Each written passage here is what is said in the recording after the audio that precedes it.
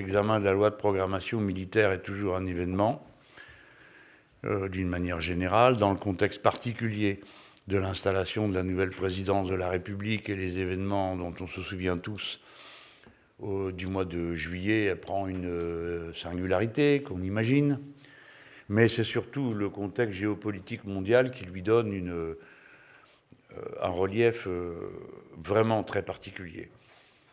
Il y a une montée des tensions qui a été planifiée et organisée par les États-Unis d'Amérique et la coalition militaire qu'ils dirigent, qui est l'OTAN, sur lequel nous avons alerté ici à de nombreuses reprises. La logique de la loi de programmation militaire et de la pensée de tous les dirigeants politiques français actuels s'inscrit dans les pas du trumpisme, quoi qu'ils en disent.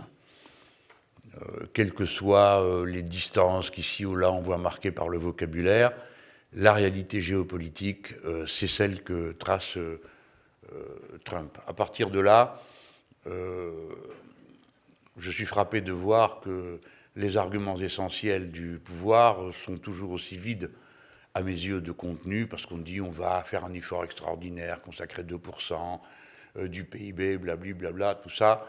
Ce sont des décisions prises par les dirigeants de l'OTAN. Ça ne sert à rien de dire 2% pour savoir pour faire quoi, et on se défend contre qui, avec quels moyens et dans quelles conditions.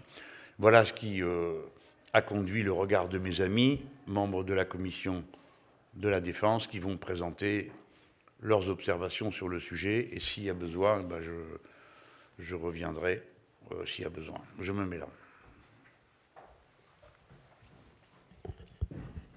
Merci. En effet, le projet de loi de programmation militaire a été donc présenté aujourd'hui en Conseil des ministres. Comme souvent, c'est la presse qui en a eu la primeur, et c'est une fois de plus la marque du mépris du Parlement et de la représentation nationale par cet exécutif qui en est la démonstration. De la même manière, l'émission d'information parlementaire qui aurait dû servir à alimenter cette loi de programmation militaire, qu'il s'agisse de celle de la Commission des Affaires étrangères sur le nucléaire, celle de la Commission de la Défense sur le bilan de l'exécution de la précédente LPM ou encore celle sur le service militaire, n'ont toujours pas pu rendre leur rapport que déjà la LPM est présentée. Donc cette LPM, le gouvernement nous annonce une hausse très importante du budget des armées. Ce qu'il faut bien avoir en tête, c'est que cette hausse, ces annonces sont fortement surestimées.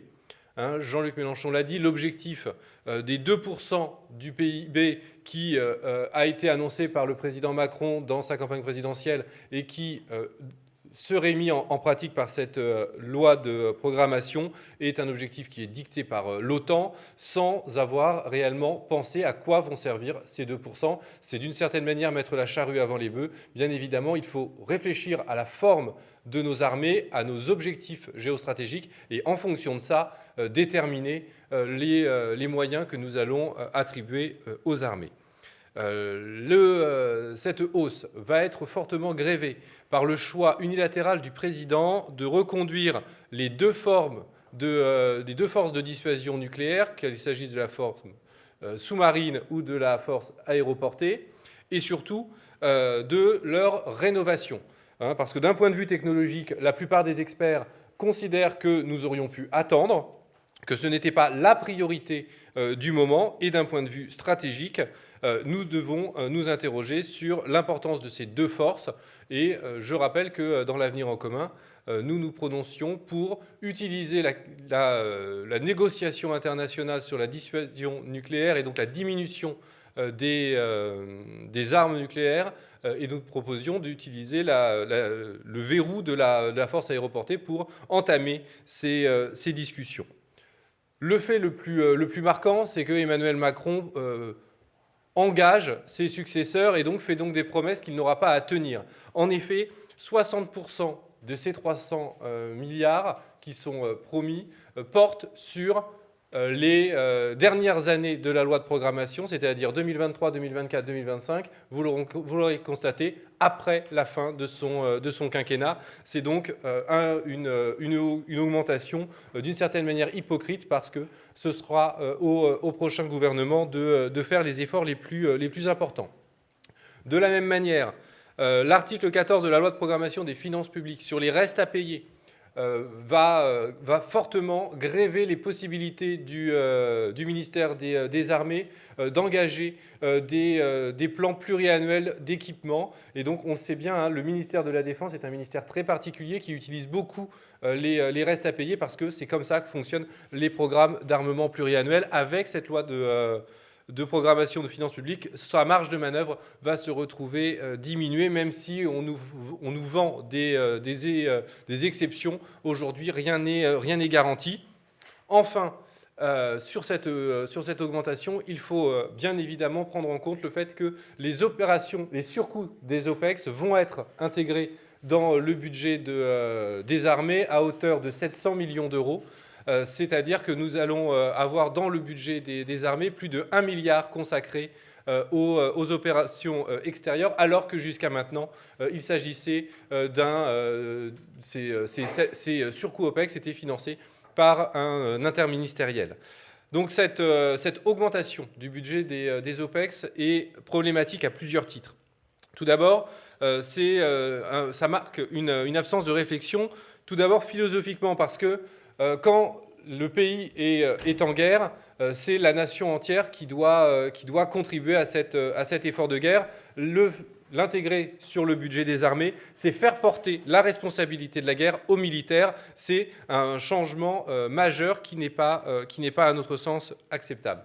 De la même manière, intégrer ces OPEX de manière aussi fortement dans le budget des armées postule un taux d'engagement inchangé, c'est-à-dire que cela ne prend pas en compte la nécessité de réduire notre engagement à l'extérieur. Et enfin, elle reflète une absence de réflexion sur les modalités d'intervention et sur les effets des OPEX. Quels sont les gains pour la France de son intervention en Libye, mais aussi au Mali, en Centrafrique, en Syrie ou en Irak.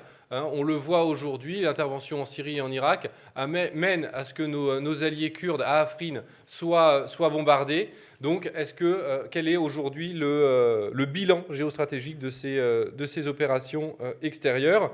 Il s'agit aujourd'hui de tirer un bilan de ces OPEX avant de dire que nous allons les continuer.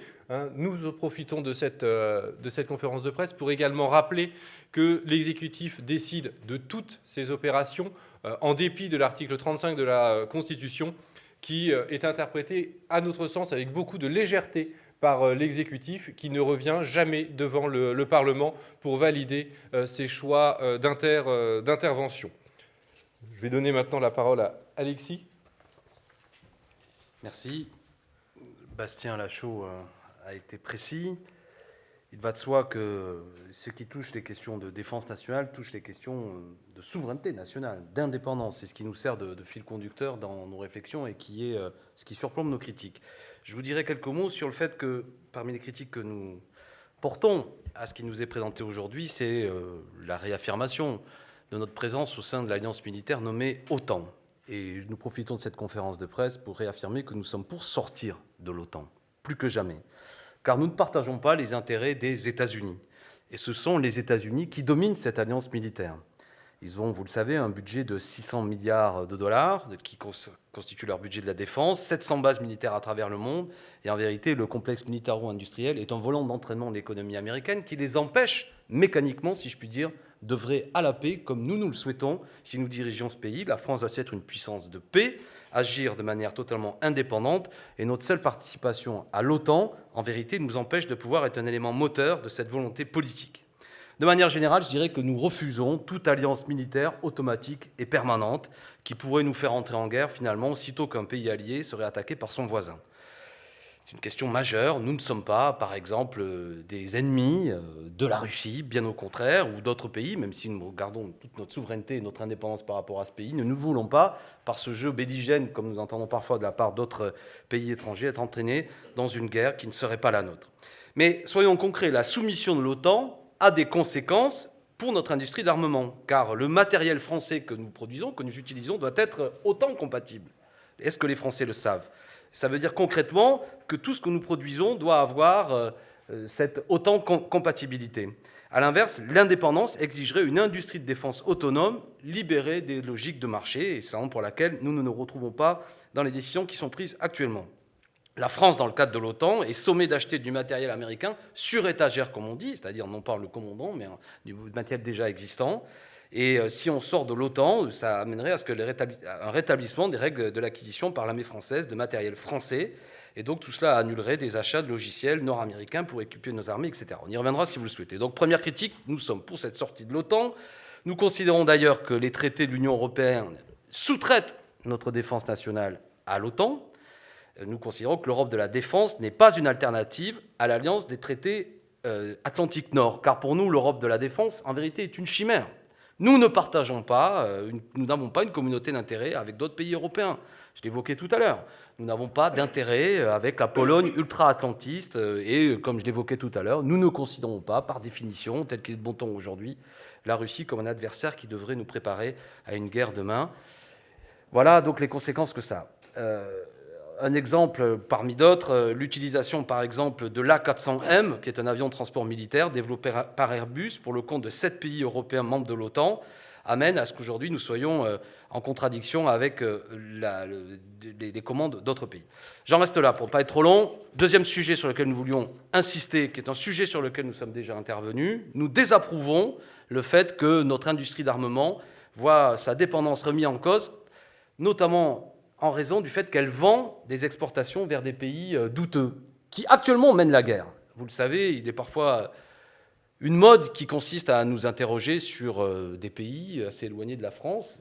C'est proche de l'Amérique latine, plus généralement les questions des journalistes se font pressantes, mais il y a encore une guerre qui est actuellement terrible, tragique, qui amène d'ailleurs à ce que on craint que des millions de personnes soient en situation de famine. C'est une guerre qui se situe au Yémen. Nous pensons, et là-dedans, nous vendons de l'armement français. Nous pensons clairement que, et nous sommes déjà intervenus à l'Assemblée nationale sur ce sujet, que la France ne doit pas vendre d'armes à des pays de ce type engagés dans des guerres que nous désapprouvons. C'est pourtant le cas encore aujourd'hui. Notre exigence, finalement, ne serait que conforme à ce que font d'autres pays, je pense à la Hollande ou l'Allemagne, qui ont voté des résolutions interdisant des ventes d'armes à l'Arabie saoudite, et c'est le cas d'autres pays. Globalement, je dirais que notre industrie de défense française est trop dépendante des exportations, qui représentent aujourd'hui 20% de son chiffre d'affaires. Nous devons donc sortir de ce cercle infernal, si je puis dire, qui amène finalement à ce que notre diplomatie soit souvent liée à des exigences commerciales plutôt qu'à une réelle volonté d'œuvrer partout pour la paix et de ne pas alimenter par du matériel français des guerres honteuses, scandaleuses contre lesquelles nous devrions nous élever. Je termine sur le service national universel. Bastien Lachaud l'a évoqué. C'est un des scandales, c'est presque grotesque, de ce gouvernement depuis 6 mois. C'était une annonce en fanfare faite par le président de la République. Personnellement, j'ai participé à cette mission d'information sur le service national universel. Nous avons fait quelques éditions. Et puis, depuis quelques mois, plus de son, plus d'images, peut-être la neige, je ne sais pas, quelque part. Les choses se sont enlisées. On ne sait plus, si j'en crois la presse, toujours bien informée, le président de la République a été mis au courant de ce qu'allait être la tonalité de ce rapport. Il est bien informé, car moi qui en suis membre, je n'ai jamais eu le moindre document entre les mains, je ne sais pas. Et puis, on a compris que les conclusions de ces auditions, de la part de la mission parlementaire, qui représente le peuple normalement, n'étant pas en accord, ou du moins agaçant le président de la République, cette commission, aujourd'hui, n'a pas livré ses travaux. Et un autre rapport a été commandé par le Premier ministre. Et on est dans une situation où on le voit bien. Il y a, de ce point de vue-là, je ne veux pas, je le dis avec humour, mais sous-estimer le mépris du travail parlementaire. Sur ce sujet, cette mission a été piétinée, on est passé à autre chose, etc. etc. Bon, c'est là quand même un problème de fond. Et on voit bien qu'il y aura sans doute à l'arrivée beaucoup de contradictions entre ce qui se mettra en œuvre et ce qui avait été annoncé. Je rappelle pour notre part ce qui était dans le programme L'Avenir en commun que nous avons porté avec notre candidat à l'élection présidentielle. Nous sommes favorables à un service citoyen obligatoire de 9 mois qui serait le socle de garde nationale citoyenne qui permettrait de recréer ce lien entre l'armée et la nation, mais qui ne se limiterait pas seulement à un apprentissage militaire, bien au contraire. Ça, c'est sérieux, plutôt que ces stages ou ces apprentissages citoyens dont on nous parle, qui finalement ne seraient qu'un gaspillage, dont l'armée elle-même ne veut pas, ni même la nation, dont on ne comprend pas très bien. Tout ça n'est pas sérieux. On pourrait y revenir tout à l'heure. Mais j'insiste sur tout de même la méthode dans cette affaire. Une mission devait travailler, et puis manifestement, consigne a été donnée à des parlementaires de rembobiner ou de remettre dans le tiroir leurs travaux. C'est quelque chose de bien méprisant. J'aurais aimé que le président de Rugy, par ailleurs, si sensible à la question du Parlement et à sa défense, intervienne là-dessus. Il est beaucoup plus loquace quand il s'agit d'insulter les parlementaires que de défendre le travail parlementaire. Merci. Bien, donc si vous avez des questions. Oui, François Klein, la chaîne parlementaire, vous citez donc les 2% d'augmentation, et au final, est-ce qu'il faut une augmentation budgétaire selon vous ou pas? Aujourd'hui, il faut analyser l'état des armées. L'état des armées est déplorable parce qu'il y a eu un sous-investissement chronique sous les précédents quinquennats. On a eu une perte de nombre de soldats. On a eu un matériel qui a vieilli et qui aujourd'hui n'est plus utilisable. C'est-à-dire qu'aujourd'hui, on envoie nos soldats au Mali dans des véhicules blindés légers qui ne sont pas blindés et donc qui sont les principales causes aujourd'hui des décès ou des blessés de nos soldats. On a des vaisseaux qui ne sont plus capables de prendre la mer.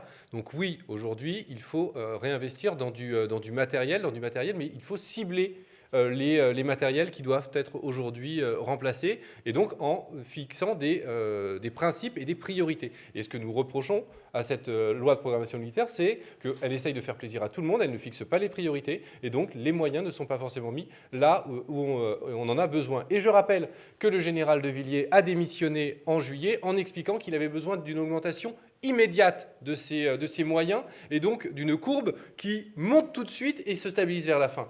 Là, ce que nous propose le gouvernement, c'est une courbe qui monte lentement et qui explose peut-être vers la fin, si jamais le prochain président est d'accord avec les principes de cette LPM et n'engage pas une nouvelle révision. Donc on a donc là un budget qui ne répond absolument pas aux besoins des armées et surtout qui manque de vision stratégique du monde. Concernant la dissuasion nucléaire, vous n'en avez pas parlé, mais Si. elle est absente selon vous justement de la loi? Non, elle n'est pas absente, elle est trop présente. Elle est présente à hauteur de plus de 30 milliards sur les 9 ans, sur les 7 ans de cette loi. Donc c'est un énorme budget tous les ans qui va être aspiré par cette dissuasion, alors qu'aujourd'hui, rien ne démontre l'utilité de la rénovation de cette force de dissuasion. Aujourd'hui, les capacités techniques tant de sous-marines qu'aéroportées sont, à notre sens, suffisants pour notre pays et ne nécessitent pas de cette rénovation qui envoie un signal très négatif dans la volonté de notre pays de participer à un désarmement multilatéral. Quand on voit que le président Trump veut agrandir encore une fois son arsenal nucléaire tactique, là, encore une fois, rien n'est prévu pour répondre à ces décisions. Est-ce que je peux me permettre d'insister sur un point? Bastien Lachaud vient de le dire, que dans ce budget qui nous est présenté, 60% de la hausse prévue est prévue à partir de 2023. C'est-à-dire que vous avez un président de la République qui, avec fanfare, nous dit qu'il y aura une hausse sans précédent, mais dont l'essentiel de cette hausse aura lieu s'il est reconduit. C'est quand même une manière un petit peu étrange d'aborder les choses, et Bastien l'a bien présenté. Tous les besoins de l'armée sont des questions immédiates, et la courbe budgétaire, comme on dit, peut amener à penser qu'il y a quand même un tour de passe-passe. Il va de soi que si en 2023 un autre gouvernement a été élu, il pourrait à bon droit revenir sur ses engagements. Donc on a quand même un président qui promet sur quelque chose qui en réalité aujourd'hui n'est pas dans la responsabilité, le mandat que lui a confié le peuple français. C'est tout de même assez désagréable. Je voudrais insister sur le fait que nous qui travaillons dans cette commission, qui travaillent mais qui se limitent souvent à un travail d'audition, découvrent via la presse quel va être le budget. On n'a pas les documents, on est quand même ramené à un rôle de spectateur et on a l'impression qu'on a souvent affaire à plus du bon taux, avec des chiffres compliqués à suivre, des courbes budgétaires qui souvent entérinent des programmations de dépenses qui dataient d'auparavant, etc. C'est très compliqué. Et de cette confusion, c'est surtout pour les parlementaires que nous sommes difficile, mais pour l'ensemble du peuple, c'est une question majeure, un débat important. et qui devrait être fait avec beaucoup plus de clarté et de respect du travail parlementaire que c'est le cas à l'heure actuelle. Donc méfions-nous, et j'invite, merci de votre présence, mais que la presse rende bien compte de ces effets d'annonce en vérité, qui ne sont pas pour l'essentiel d'une hausse significative durant cette mandature, mais plutôt après, à partir de 2023. Et comme l'a dit Bastien, le fait que jusqu'à présent, des dépenses qui étaient de l'ordre de l'interministériel sont désormais uniquement reposent sur le ministère de la Défense. Donc il y a là quand même des choses qui sont, je le répète, des exercices d'écriture comptable, mais pas une manière sérieuse d'aborder les problèmes. Un mot peut-être de conclusion, sauf si ce qui est présenté là, c'est une vision complètement brouillonne. Si on examine le budget, que c'est comme disent mes amis, que le 60% de la dépense supplémentaire est pour la dernière période, c'est-à-dire au-delà du mandat, qu'est-ce qu'on va faire avant ? Et c'est une question. Et cette question, elle se règle avec une vision stratégique claire. Qu'est-ce qu'on prévoit de faire ? Alors, je peux vous dire quelle est notre vision à nous. C'est clair, l'indépendance de la défense nationale. Indépendance matérielle, capacité de production, refus de la dilution de la production des armements essentiels. Deuxièmement, la dissuasion nucléaire, virgule, tous azimuts, point. Voilà, ça c'est simple, clair, tout le monde comprend. Les OPEX, c'est-à-dire opérations militaires extérieures, c'est un grand point d'interrogation. Au nom de quoi, où, dans quelle proportion, avec l'aide de qui, le cas échéant, rien de tout ça n'est réglé. Mais comme on ne cesse de nous dire que nous allons aller plus avant dans l'intégration de l'OTAN, qu'on le dise ou pas d'ailleurs, quand on dit le chiffre 2% du PIB, c'est fini. C'est comme on annonce à M. Trump, ça y est, vous inquiétez pas, on va payer notre cotisation. Nous savons très bien ce que M. Trump veut, c'est qu'on achète, comme ils disent, du matériel sur étagère, c'est-à-dire qu'on fasse tourner l'économie d'armement nord-américaine. Point. Là-dedans, il n'y a aucun mystère. Et tout ça, nous le refusons. On n'est pas d'accord avec ça. Et quant aux opérations militaires extérieures, il faut que les principes soient reprécisés avant le reste. On ne va pas faire le Mali, la Centrafrique. Nous avons eu 4 fronts, dont au moins 3 n'ont jamais été discutés nulle part, je le rappelle. Les interventions en Syrie, votées nulle part. L'intervention en Irak, votée nulle part. L'intervention en Centrafrique, juste, hein, c'était très bien d'y aller, hein. C'était très bien, mais c'était très imprudent, parce qu'y aller sans perspective politique et sans savoir ce qu'on veut faire, ça n'aide pas à repartir. Et de même, au Mali, sans avoir tracé aucune perspective politique, y être allé à la faveur d'une intervention militaire réussie techniquement et habilement suggérée par les militaires qui avaient bien préparé le travail, puisque ça a consisté à faire passer un Rafale dans un sens et dans l'autre sur 400 Toyota qui avaient été fort opportunément alignés. Bon, après cette opération techniquement réussie, il y a le problème de savoir ce qu'on fait là-bas et quand est-ce qu'on en repart. Parce que c'est pas bon pour la France de s'enliser dans le Mali. Je prends ces 2 exemples, ces questions, parce qu'elles me semblent parlantes. On ne sait rien de tout ça. Que veut faire le chef de l'État ? Autant. Très bien. Alors nous ouvrons à la page 1. Nous trouvons que la dernière déclaration qui a été faite nous annonce que les véritables adversaires que nous aurions sur la planète sont les Russes et les Chinois. Eh bien, ça tombe mal parce que nous ne pensons absolument pas ça. Et nous pensons que ça n'est pas démontré, que ça n'est conforme qu'à des gesticulations des États-Unis d'Amérique pour maintenir leur prééminence mondiale et qui veulent à tout prix frapper, affaiblir, gesticuler pour empêcher les BRICS de jouer le rôle politique qu'ils jouent, qui menace la monnaie dollar. Voilà, point. Donc, s'il y a beaucoup de désinvolture dans une situation pareille, à présenter un budget avec des commissions qui sont à un endroit à un autre, et où le Parlement, pour finir, n'a pas vraiment son mot à dire, parce qu'il est traité par-dessus la jambe. Et comme par-dessus le marché, pour notre malheur, nous avons un président de l'Assemblée nationale qui est une sorte de surveillant général essentiellement préoccupé par l'état de ses propres troupes, c'est-à-dire du travail que fournissent les députés de La République En Marche, et qu'il s'est mis une tâche, je ne sais pas quoi, de rentabiliser leur activité. Tout le monde déguste au passage.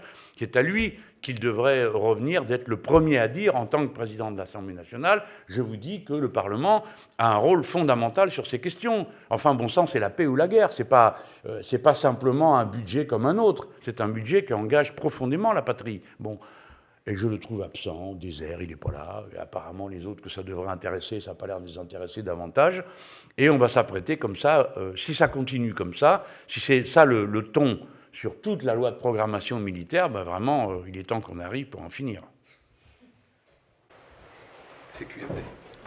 Par exemple, l'AFP, j'avais dit que vous ne voulez pas acheter du matériel militaire américain, mais une alternative à ça, c'est les programmes européens de coopération militaire.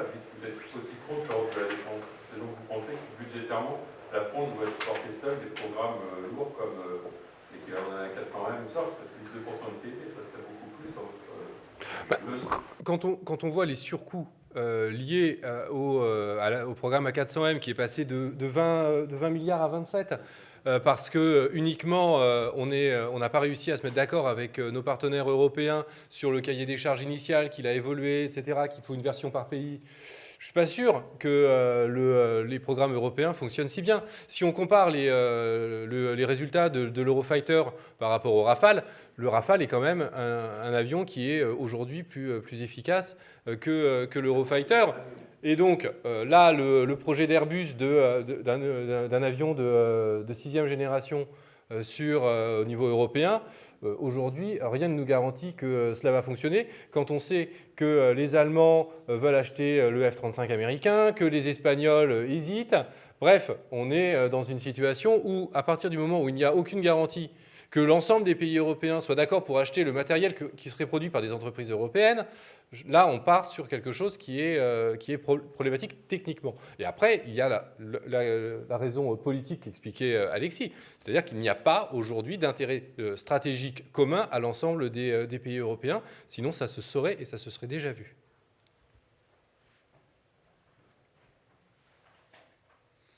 Vous savez comment ça marche, un programme européen? Chaque pays demande la partie qu'il ne sait pas faire. Et à propos du programme européen, il apprend à le faire. Donc chaque fois qu'on met au point un projet comme l'A400M ou d'autres, on le répartit entre des gens qui ne savent pas faire le travail. Donc ça coûte mécaniquement plus cher. Et on est parfaitement capable de faire ça nous-mêmes. Bien sûr, on est capable de tout faire nous-mêmes. C'est bon? Merci à vous.